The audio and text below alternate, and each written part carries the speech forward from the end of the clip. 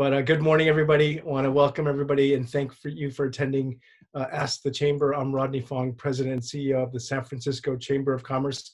And yes, we are coming to you, to your bedroom, to your living room, offering you business resources, information, as we all navigate through this COVID-19 pandemic. So here we are. We're here for you. We're here to fight for businesses, large and small. We're here to advocate for the business community. We're here really at this point to advocate for everybody in San Francisco, as we want San Francisco to grow to bigger together, rebuilding San Francisco together. So we have a whole team of experts available for you here. Our public policy team has been doing a fantastic job under this crisis situation, and they have been working harder than ever. So I want to give them a big shout out. Whenever you get a chance to send them a note, give them a pat on the back, because they're really doing so much work for the members here. I'm going to turn it over to Jay Chang, Director of Public Policy. Take it away, Jay.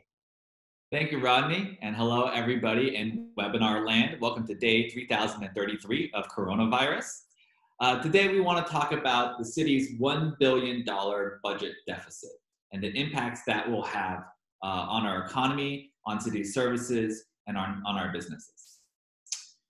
Governor Cuomo recently said that the government budget is just a percentage of all businesses. This is more true than ever. Right? When we think about the government and how it takes in tax revenue, it really is just a collection of all the tax revenue that it collects from our businesses, from our real estate.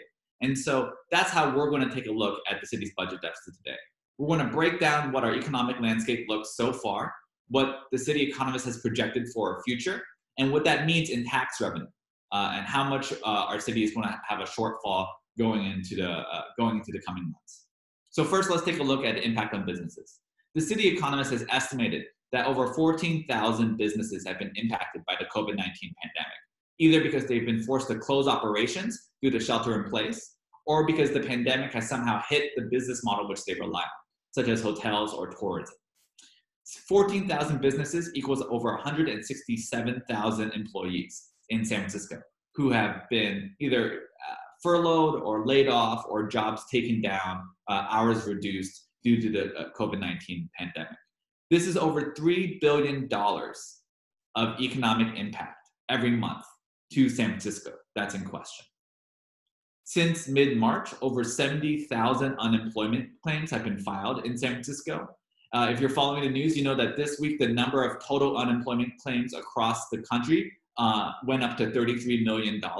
And so that impact is not just national, it is also local. So we're seeing a huge number of unemployment claims in the last month, more than double what we had, frankly, in almost the last decade.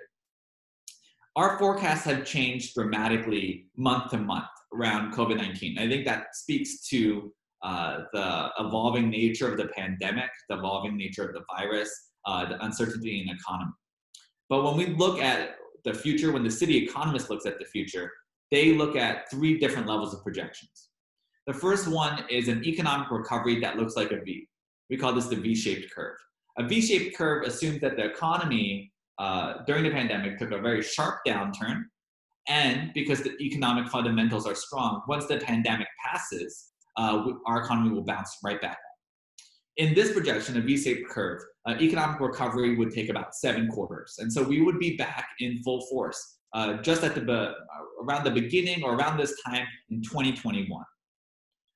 The second projection is an L-shaped curve. An L-shaped curve assumes that we're going to take a sharp drop during the beginning of the pandemic, and it will take a long time for our economy to return to normal. This is what we saw in 2008. An L-shaped curve happens because the economic fundamentals are no longer strong. And so the pandemic was a catalyst that revealed vulnerabilities in our existing city's economy. And so it takes a long time for the economy to correct itself and resolve those vulnerabilities. This L-shaped curve can take up to 12 quarters. And so we would see that a recovery would take as long as 3 or 4 years to come back. The worst case scenario is a W-shaped curve. A W-shaped curve is when an economy takes a sharp drop in the beginning, tries to recover, a second outbreak happens, or consumer confidence is not there, or a second vulnerability in the economy occurs, drops again, and then has to come back up again. This is the worst case scenario because there's 2 recessions, essentially 2 economic downturns that occur. It takes significantly longer for it to come back. But most of all, most small businesses don't have enough capital to come back twice, right? A lot of small businesses may have preserved their capital to relaunch when they think the economy is ready. But if the economy somehow stumbles in that recovery and falls back again, they don't have the capital to restart the second time. And so a W-shaped curve really is the worst case of all scenarios. The city economist has released some projections for San Francisco under a V-shaped curve, the best case scenario. Under a V-shaped curve, we think that the city's GDP is going to be reduced by 3.2% in 2020, but come back with 4% positive in 2021. And so you would see that over the next 2 years, we would actually still have GDP growth in a V-shaped curve. He would expect the city economist, Ted Egan, who gets credit for all these numbers, these are not our numbers, these are the city economist numbers, expects that unemployment would rise to 6.9% in 2020 under a V-shaped curve, but would fall back again to 4.3% in 2021. And so we would really be back at full swing in the economy. 4.3% would be significantly better unemployment number than what we had in 2008. And so in either scenario, what we're projecting would be still less unemployment than what we had in the depths of the financial crisis in 2008. You can see that in these projections, there's a lot of uncertainty, right? There's very hard to say that any of these projections, whether V-shape or L-shape or W-shape or Z-shape or Q-shape, is exactly what's going to happen. I think the key metric that folks should look at when thinking about what the future of our economy is whether you believe that COVID-19 only exacerbated a key vulnerability in our economy. So if you believe that our economy was already overheated or that we had already overstretched or was due for a recession due to some structural flaw in our economy, then this is going to be a long road ahead. If you believe that our economy was inherently strong, that our company balance sheets were good, and that this is really a black swan event, an unforeseen event, then you will believe that a V-shaped curve will happen, and then we'll have a strong and fast recovery. We want to go into a little bit about what this will mean for the city budget, right? As business revenues drop, as layoffs happen, this will have impacts throughout the city budget, throughout the state budget, right? First, this black swan event was unexpected and has impacted the city's current year projections. And so the city economist has now projected that they may lose as much as $167 million to $287 million this year that they were not expecting and had not budgeted for. So we're talking about an active shortfall that happens. This is exacerbated because the city has taken a lot of dramatic steps to help homeowners, to help small businesses during this time. They've deferred property taxes for 2 months. They've deferred business personal property taxes for several months. They've deferred small business license fees, small business registration fees. This means that people will pay those taxes eventually, right? These are not waived taxes, but they don't have to pay for it now.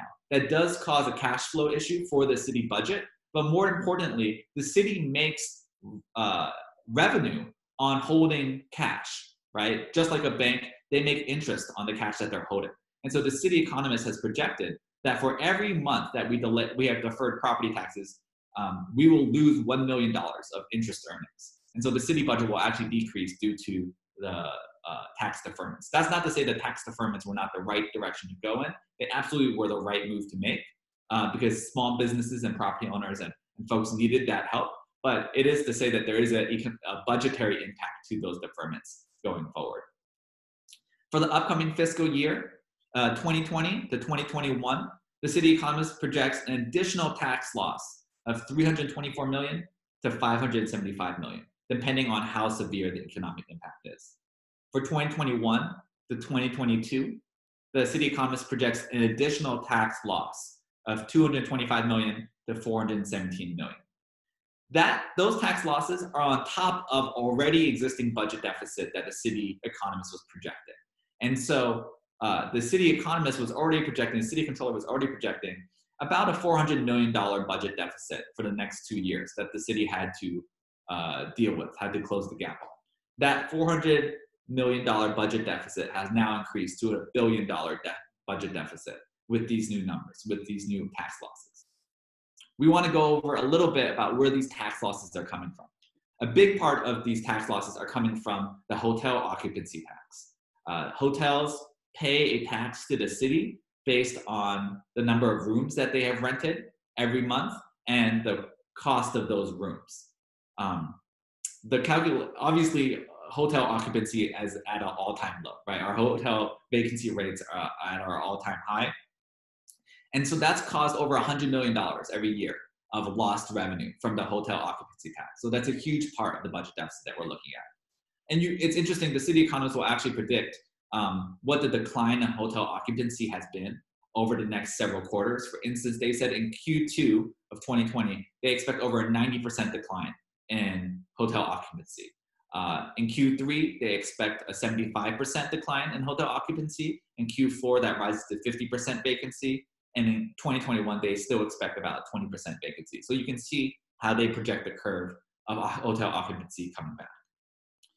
Another part of huge loss is losses in sales tax. They predict around $52 million to $68 million of loss just around sales taxes, local sales taxes. A lot of this comes from the restaurant industry. They expect restaurants to take over a 60% drop in revenue. And some of this comes from every other retail sector. They expect around 30% loss in other retail sectors. A huge loss, a potential loss here is also in property taxes. Due to Prop 13, there's always going to be a lag in property tax revenue. So your economy might drop, but your property taxes will stay level, and then they'll drop the following year.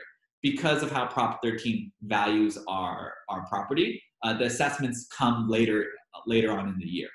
So while we won't see a property tax revenue loss in this existing year, we will see it in 2021 and 2022 going forward. That property tax revenue could be significant, could be up to $65 million or more. And finally, we'll see a huge drop in business taxes. So businesses, of course, pay taxes to the city based on their payroll and their gross receipts. Those taxes that loss could be as much as $31 million in 2021 and 2022. So $31 million in each year, depending on how the economy goes. And so we're seeing impacts across the board that come together in that $1 billion budget deficit for the next 2 years, the next budgetary cycle for the city. So we hope that that's helpful in helping explain the city's budget deficit and the economic landscape that we're looking at going forward. I'm going to pause right now and see if we have any questions from the crowd or from Amelia, who's joining me today. Amelia is our small business lead and also helping us facilitate questions. If you have any questions, feel free to write them in the chat box or in the Q&A, and we're happy to take it from there. What's up, Amelia? Awesome. Hey, Jay. Good presentation and great numbers, Ted Egan. Well, not good numbers, but great data sets, I guess we should say. Boy, that was fun to listen to. We do have the Q&A and chat feature for folks who have joined us if you'd like to share any questions. I see one here from Jay, and then I've got a couple of questions for you as well. Other Jay is asking, are we assuming real estate values will drop significantly? That's a great question. Due to Prop 13, there is actually a significant lag in assessments, right? How residential real estate will be assessed. It's usually assessed under market already due to Prop 13. And so we probably won't see dramatic drops in value around residential real estate because it's being artificially held down by Prop 13. However, commercial real estate and let's say storefront real estate, office space real estate, that valuation, while also controlled by Prop 13, is much more reactive to the market. And so as office space is, yes, less utilized, as storefronts are not as valuable because people can't use them during shelter in place, we expect the city economist does predict dramatic drops in valuations around commercial real estate prices. And so that's really where we'll see the property tax loss come from. Got it. Thank you. Hope that answers that, Jay. And I had a question. I know what I kind of think, but I was wondering what you think should be our biggest concern. Should we really be watching out as a business community for making up revenue through, new fees and tax hikes? Is that the biggest concern, or is the biggest concern what we might see in terms of cuts to services to compensate for this budget deficit? I think that's a great question. I think it's important to remember, so the city has a $13 billion budget, right? Or it did before COVID-19 pandemic.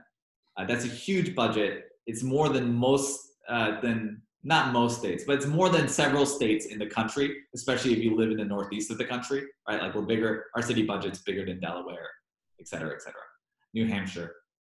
And so we have a lot of that budget's locked up in pensions, in enterprise departments, et cetera, et cetera. Our discretionary budget's actually relatively small. So I think the city faces two real struggles, right? They do either cut services or they do raise taxes. I think that the business community really has to make an argument at this time. The chamber is making the argument at this time to City Hall that raising taxes in an economic downturn will only make an economic downturn worse. Our budget is so large because we have so many profitable, strong companies headquartered in San Francisco. If those companies choose to leave San Francisco, move their headquarters to Austin or Denver or Chicago or New York City, people are probably not moving to New York City at this point, right? But to these other markets, then they will take their tax revenue with them. We saw that with Stripe. When Stripe moved to South San Francisco, just a couple miles away, they took huge amounts of tax revenue with them. And so that's a real danger. And so we really are making the case to City Hall that we can't raise taxes at this time, and that the faster an economic recovery can happen, the faster the city budget will regrow to its current state and we can reinstate city services. Great. So, I mean, if they don't end up working towards raising taxes for revenue, then there will obviously have to be some trimming somewhere. And you said that the discretionary budget is, relatively small. But if you were to eyeball an area in the budget that you think might be at risk, what do you think would be kind of the first one in line? I think that the one that's already taken a hit is Muni, right? Public transit. We've seen Muni fares jump in price. That fare increase, whether people agree with it or not, is to try and balance budget. A budget deficit that is occurring because a lot of Muni's budget is dependent on the general fund and discretionary spending. And so I think public transit is definitely one of the first things we'll see get hit. The other ones are around road repair, street cleaning. Those are definitely discretionary budget items. Not to say that they're easy to cut. They're high priorities of the mayor. I'm sure they're high priorities of many supervisors. But it is something that's available to be cut. You have things like, a good example is like the airport. So the airport is a massive operation, probably well into $1 billion. You can't cut the airport because the airport doesn't actually take money from the general fund. The airport doesn't spend that much in tax money. The airport generates its own revenue. But the rule is that all the revenue that the airport generates from airline fees and concierge services, all that stuff, it stays within the airport's budget. And so even if the airport, which is not doing well right now, and it's going through a really difficult time, but even if the airport was doing well, we couldn't move that money out of the airport into other parts and try and service other parts of the budget.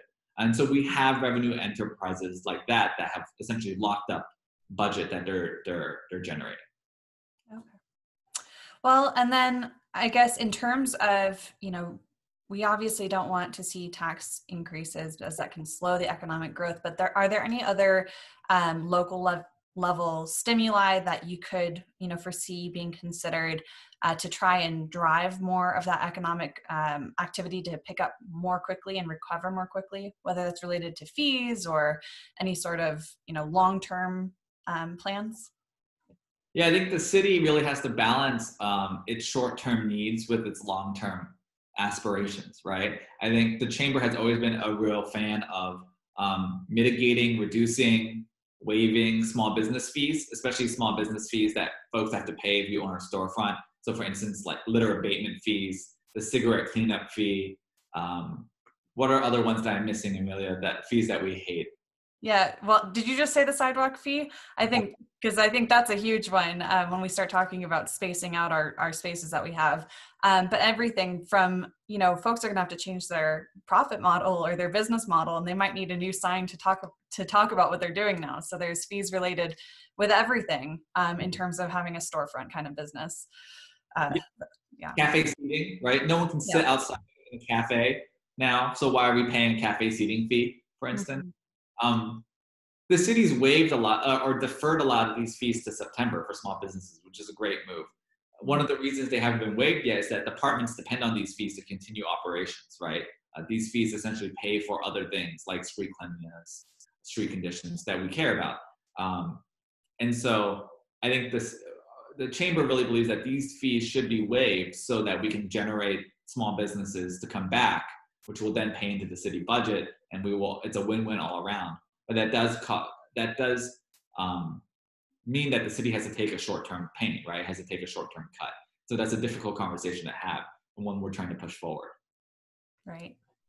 Are there any, I just wanted to let you all know, I am asking questions, but you're also welcome to use the chat or Q&A feature to get some questions in, as we have a couple minutes left.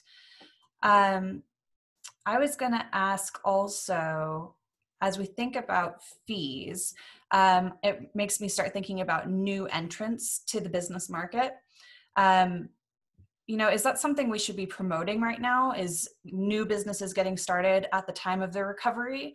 Or is it kind of more of a wait and see thing as we just try and really support businesses to come back into the economy? What do you think about prioritizing new businesses versus recovering businesses? I think that we've seen a lot of businesses, I think, Amelia, you and I have worked, especially in the first couple of weeks of this pandemic, we worked with a lot of businesses that were closing its doors for the last time, right? A lot of businesses said, listen, I was on the margin already. It was already hard to do business in San Francisco. This pushed me over the edge and I'm exhausted. It's not worth it, right? It's not worth it to come back. And so we saw a lot of businesses close, right? Over 48% of our members in our informal survey said that they had 100% of their sales go away or literally just close their doors, right? That's a huge amount of our membership. I think what we should try to do, our priority as a chamber, is to try and bring those businesses back. So those businesses that closed its doors for the last time, those business owners, we should inspire them or encourage them or build incentives for them to either restart their businesses or start a new business. I think this is a priority because if you are a current business owner, even if you've closed your doors due to the pandemic, you are far more experienced and far better at running a business than someone who's trying to do it for the first time. You're far more likely to have a very successful business. You're far more likely to partner with someone, a new business owner, to jumpstart a new business. And so our real goal is, if you've closed your doors for the last time during this pandemic, how do we bring you back? How do we re-inspire you and make you feel like it's worth reopening in San Francisco? And so that's where a lot of our work is going once the recovery starts happening. I think there are going to be a lot of opportunities. Interest rates are going to be at an all-time low. They're probably going to continue to be at an all-time low. Storefront space might become significantly cheaper, right? Because that valuation has become a lot cheaper. The market will be more open. And so hopefully there'll be opportunities there for people to think about coming back. Great. And that's certainly going to be one of the topics that we cover during Small Business Week, which has been moved to the end of June 22nd through the 26th, where we're really going to be focusing on not only honoring our amazing small businesses in San Francisco, but also trying to equip them with some of the tools they may need to come back in this, modern world of San Francisco that we're going to be, living in, that quote unquote new normal. So make sure you stay tuned for that. Well, Jay, I think you did such a great job with your presentation that there are no more questions because you already answered everything. So with that, I guess it's a last call unless you would like to cover anything else. Great. I think this is a great time to wrap it up. Thank you all for joining us this Friday morning. Hopefully you had your coffee in hand and enjoyed our webinar. If you would like to reach out to Amelia Lind about Small Business Week, please feel free to email her. Amelia, what's your email? It is ALINDE@sfchamber.com, and I'll drop it in the chat. That's great. And if you have any questions for me around public policy, if there are any public policy issues we can help you solve, my email is jcheng at sfchamber.com. We really appreciate you joining us this morning.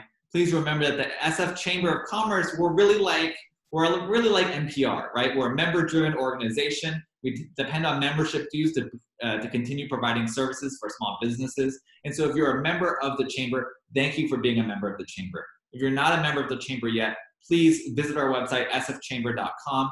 Consider signing up to be a member of the Chamber. The work you put into us allows us to support small businesses in San Francisco and keep us going. We hope you all are staying happy, healthy, and safe, and have a great Friday.